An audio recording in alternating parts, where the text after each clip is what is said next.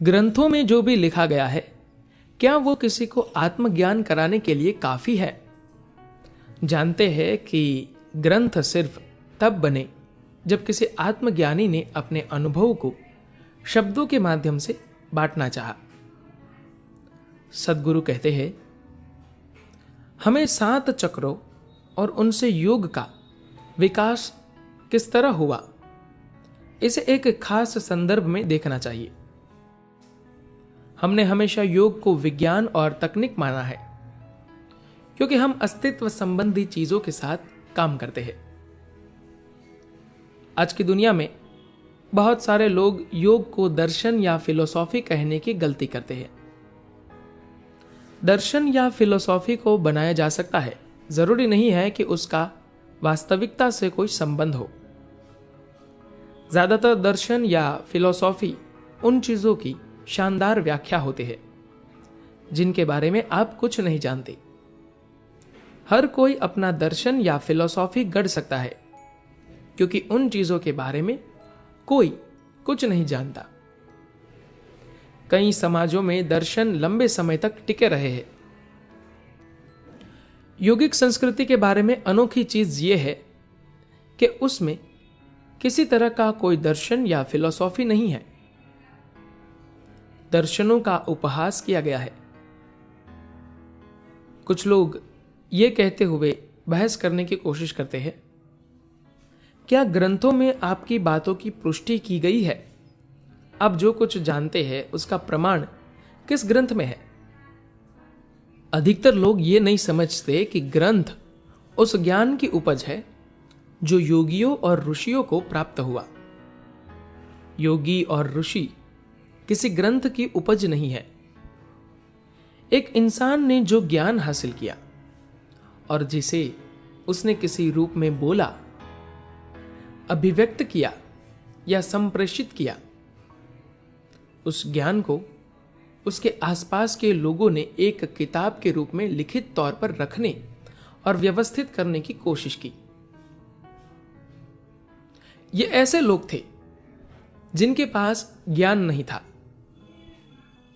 पुस्तक में इक्का दुक्का ज्ञान की बातें हो सकती है, बाकी सब अज्ञानता है, पवित्र अज्ञानता। गौतम और आनंद तीर्थ इसके सबसे अच्छे उदाहरण है। हम गौतम के बारे में इतना कुछ इसलिए जानते हैं क्योंकि आनंद ने उनके बारे में लिखा।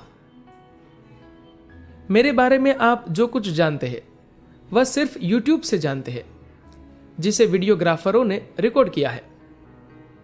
मुझे उन पर भरोसा है क्योंकि वे कैमरा में अपना दिमाग नहीं लगा सकती और अपनी मन मर्जी से उसे रिकॉर्ड नहीं कर सकती। लेकिन अगर वे उसे लिखते तो वे अपना दिमाग भी उसमें लगाते। जब लिखने वालों में अधिक आत्मविश्वास आया तो वे अपने विचार अधिक से अधिक उसमें डालने लगे, क्योंकि किसी आत्मज्ञानी व्यक्ति की कही हुई बहुत सारी बातें लोगों को समझ में नहीं आती थी। इसलिए जो उस व्यक्ति ने कहा उसे उस तरह व्यवस्थित कर दिया गया जिस रूप में लोगों को पसंद आता है। किसी के अनुभव की प्रकृति को कोई दूसरा व्यक्ति ग्रहण नहीं कर सकता, चाहे वह पूर्णिमा के चांद को देखने जितनी सरल चीज हो। जब एक मामूली अनुभव को भी कैद नहीं किया जा सकता, तो आप किसी अद्भुत अनुभव को कैसे कैद कर सकते हैं? आप उसे ग्रहण नहीं कर सकते, इसलिए लोग सिर्फ उसे व्यवस्थित रूप में पेश करते हैं। लोग कहेंगे कि चांद का मतलब है कि वह एक गोल वस्तु है जिसे देखकर आपको अच्छा लगता है। इसे पढ़कर अलग अलग लोगों को अलग अलग चीजें दिखेंगी जो उनकी अपनी चेतनता पर निर्भर होगी। फुटबॉल खिलाड़ी को वहां एक बड़ी गेंद नजर आएगी, भूखे लोगों को मक्खन का गोला नजर आएगा, जैसा कि भारतीय बच्चों को हमेशा बताया गया है। ये 7 आयाम कोई दर्शन या फिलॉसफी नहीं, बल्कि एक तरह का वर्गीकरण है। मूलभूत रूप से जीवन का कोई भी वर्गीकरण गलत है, लेकिन यह वर्गीकरण समझने में आसानी के कारण किया गया है। 7 चक्रों को 7 खंडों के रूप में नहीं देखना चाहिए। जीवन संपूर्णता में घटित होता है, लेकिन बुद्धि को वर्गीकरण की जरूरत पड़ती है। वर्गीकरण के बिना आपकी बुद्धि कुछ भी ग्रहण नहीं कर सकती। बुद्धि का स्वभाव है चीजों को देखने और उन्हें समझने का। देखने और समझने की क्षमता के बिना आपकी बुद्धि एक बेकार की मशीन है। विवेक इस दुनिया में जीने का बहुत अहम उपकरण है, लेकिन अगर आप ब्रह्मांड को आत्मसात करना चाहते हैं, यानी आप उसे अपना एक हिस्सा बनाना या अपने अंदर विलीन करना चाहते हैं, तो यह बिल्कुल अच्छी चीज नहीं है। अगर आप विवेक से निर्णय लेते हैं तो आप किस ग्रह को छोड़ना चाहेंगे? विवेक शक्ति का मतलब है कि आप क्या चाहते हैं और क्या नहीं, क्या आपको पसंद है और क्या नहीं पसंद, क्या अच्छा है क्या बुरा, क्या ऊंचा है क्या नीचा, क्या भगवान है और क्या शैतान। आत्मज्ञान तब होता है जब आप सब कुछ को इस तरह रोशनी में ला देते हैं कि हर चीज आपको एक जैसी लगती है। आप किसी चीज में भेद नहीं करना चाहते। रोशनी और अंधकार आपके लिए एक जैसे अनुभव होते हैं। आपके लिए दोनों में कोई अंतर नहीं होता। आत्मज्ञान का मतलब है कि आप अंदर से प्रकाशित है, इसलिए आप कहीं भी अंधकार नहीं देख पाते। हम एक आयामहीन आयाम की बात कर रहे हैं, मगर बुद्धि के लिए हम वर्गीकरण करते हैं। आपको अपनी कोई स्थिति नहीं बनानी चाहिए। जैसे मैं अनाहत पर जोर देता हूं या मैं विशुद्धि पर जोर देता हूं। जैसे लोग कहते हैं मैं कॉफी पसंद करता हूं या मैं चाय पसंद करता हूं, या जब वे सुबह उठते हैं तो कहते हैं मैं मॉर्निंग पर्सन हूं। इसका मतलब पहचान बनाना नहीं है।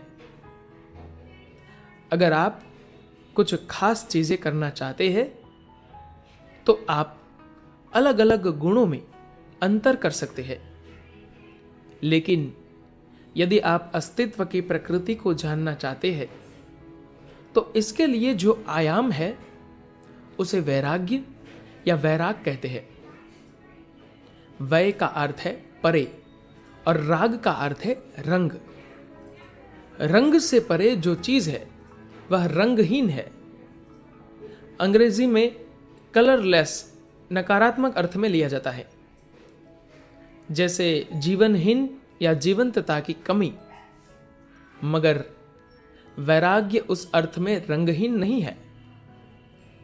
हम रंगहीन को रंग से परे मानते हैं।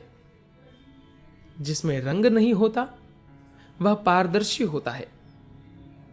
पारदर्शिता आपको आर पार दिखाती है। रंगहीन हवा ही आपका पोषण करती है।